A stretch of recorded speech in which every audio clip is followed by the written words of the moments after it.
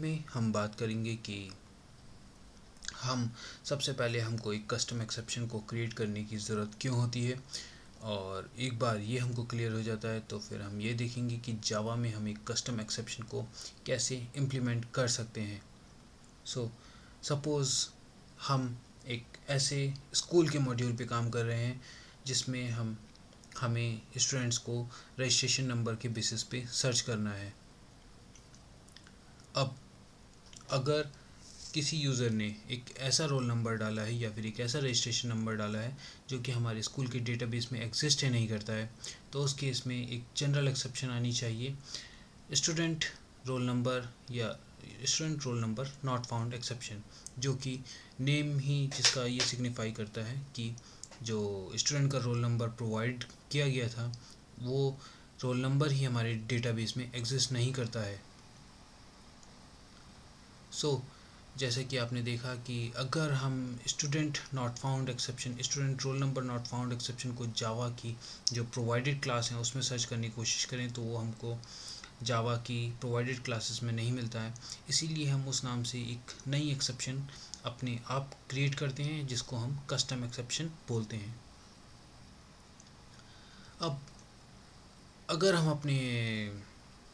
जो कार वाला एग्जांपल लेके चल रहे हैं, अगर हम उसी के बेसिस पे जो हमने एक एक्सेप्शन क्लास को इम्प्लीमेंट करा है हम उसकी इम्प्लीमेंटेशन को देखते हैं, तो जैसे कि आप लोग देख रहे हैं कि टायर पंचर एक्सेप्शन हमने एक नई क्लास बनाई है जो सिंपली कुछ नहीं करती, एक्सटेंड करती है एक्सेप्शन क्लास को, जो कि है Java dot lang dot exception class का ऑब्जेक्ट। जो हम एक्सेप्शन क्रिएट कर रहे हैं उसकी अपनी एक स्टेट हो सकती है जिसको हम कंस्ट्रक्टर के थ्रू भी सेट कर सकते हैं या फिर इन इंस्टेंस वेरिएबल के जो सेटर गेटर के थ्रू भी हम इसको सेट कर सकते हैं। टू स्ट्रिंग सिंपली हमने इस एक्सेप्शन की डिटेल्स को प्रिंट कराने के लिए दिया है। और बेसिकली जैसे कि आपने देखा, अगर हमको एक कस्टम एक्सेप्शन क्रिएट करनी होती है तो हम जनरली डायरेक्टली एक्सेप्शन क्लास को एक्सटेंड करते हैं। नोट करने वाली चीज़ ये है कि अगर हम एक्सेप्शन क्लास को एक्सटेंड करके कोई भी नई अपनी कस्टम एक्सेप्शन बनाते हैं तो वो आपकी एक चेक्ड एक्सेप्शन होती है। चेक्ड एक्सेप्शन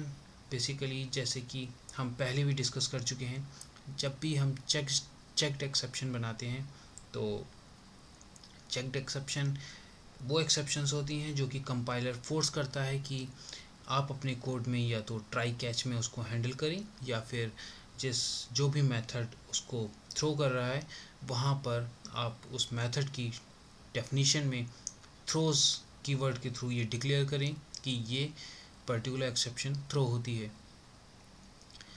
अगर हमको एक ऐसी एक्सेप्शन बनानी है जो कि आपकी अनचेक्ड एक्सेप्शन हो तो उस केस में हम जावा की एक्सेप्शन क्लास को एक्सटेंड ना करके हम जावा की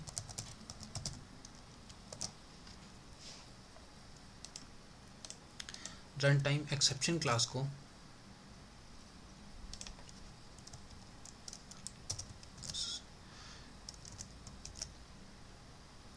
एक्सटेंड करते हैं। जैसे कि अब आपने देखा कि जब भी हम